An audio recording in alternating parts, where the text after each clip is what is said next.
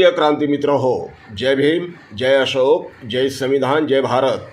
मित्रांनो, दोन जाती समूहांमध्ये फूट पाडू पाहणाऱ्या आणि सामाजिक ऐक्यामध्ये विष कालू पाहणाऱ्या उपवर्गीकरणाच्या विरोधात संपूर्ण महाराष्ट्रामध्ये किती असंतोष आहे हे लातूर मध्ये निघालेल्या महामोर्चावर पुन्हा एकदा दाखवून दिले.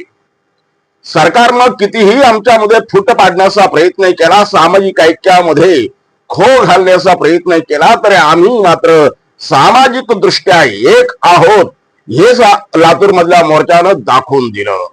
या महामोर्चामध्ये फक्त बौद्ध नव्हते, फक्त ढोर नव्हते, फक्त सांभार नव्हते, तर या महामोर्चामध्ये आंबेडकरी समाजाच्या खांद्याला खांदा लावून, बौद्धांच्या खांद्याला खांदा लावून मातंग समूह सुद्धा मोठ्या संख्येनं मोर्चामध्ये सामील झाला होता. या मातंग समाजाचं या मोर्चामध्ये सामील होणं म्हणजे इथे असणारा फुटीरतावादी सरकारला चपराक लगावण्यासारखं आहे. या सरकारच्या मनसुब्यांना आंबेडकरवादी मातंगांनी सुरुंग लावलेला आहे आणि त्यामुळे सरकारनं कितीही प्रयत्न केला तरी जाती समूहांमध्ये उपवर्गीकरणाच्या नावाखाली फूट पडणार नाही याची ग्वाही लातूरच्या महामोर्चानं दिली. मित्रांनो, देवेंद्र फडणवीस यांच्या नेतृत्वाखालील सरकारच्या विरोधामध्ये महाराष्ट्रामध्ये प्रचंड असंतोष आहे. तो विविध स्तरावर आहे. तो फक्त बौद्धांमध्ये किंवा आंबेडकरवाद्यांमध्येच तो असंतोष नाही, तर इथल्या महाराष्ट्रातल्या प्रत्येक समूहामध्ये, प्रत्येक घटकांमध्ये तो असंतोष आहे. परंतु आंबेडकरवाद्यांसारखी धमक इतरांमध्ये नसल्यामुळं सरकारच्या विरोधामध्ये कोणी बोलायला तयार नाही. इथला आंबेडकरवादी हा सरकारला थेट भिडतोय, सरकारला थेट आव्हान करतोय. 30 जून रोजी सरसेनाने आनंदराजे आंबेडकरांच्या नेतृत्वाखाली मुंबईमध्ये जो महाविराट अतिविराट महामोर्चा निघाला, त्या महामोर्चानंतर जिल्ह्यांमध्ये असे मोर्चे आयोजित करण्यात येत आहे. परभणी असेल, औरंगाबाद असेल, जालना असेल, बीड असेल आणि आता लातूर, या सर्व जिल्ह्यांमध्ये महाराष्ट्राच्या कानाकोपऱ्यामध्ये जनजीवन ढवळून निघाले. उपवर्गीकरणाच्या विरोधात इथलं जनजीवन आहे हे पुन्हा पुन्हा वारंवार सिद्ध होत आहे.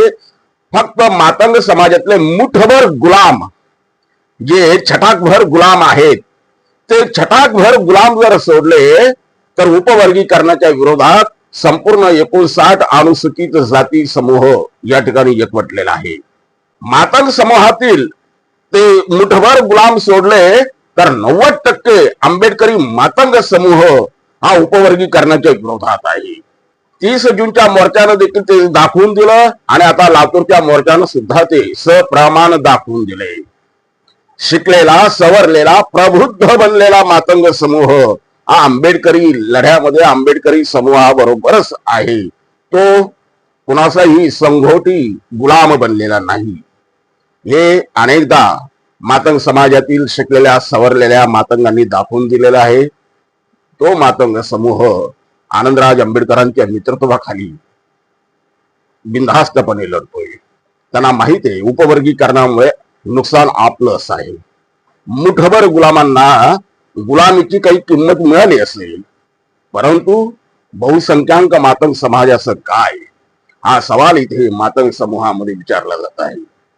आणि मला वाटतंय आंबेडकरी समूहाचं, आंबेडकरी चळवळीचं हे सगळ्यात मोठं यश आहे. कोणताही आक्रस्ताळेपणा न करता आनंदराज आंबेडकर साहेबांनी संपूर्ण 59 जाती समूहांना एकत्रित आणले.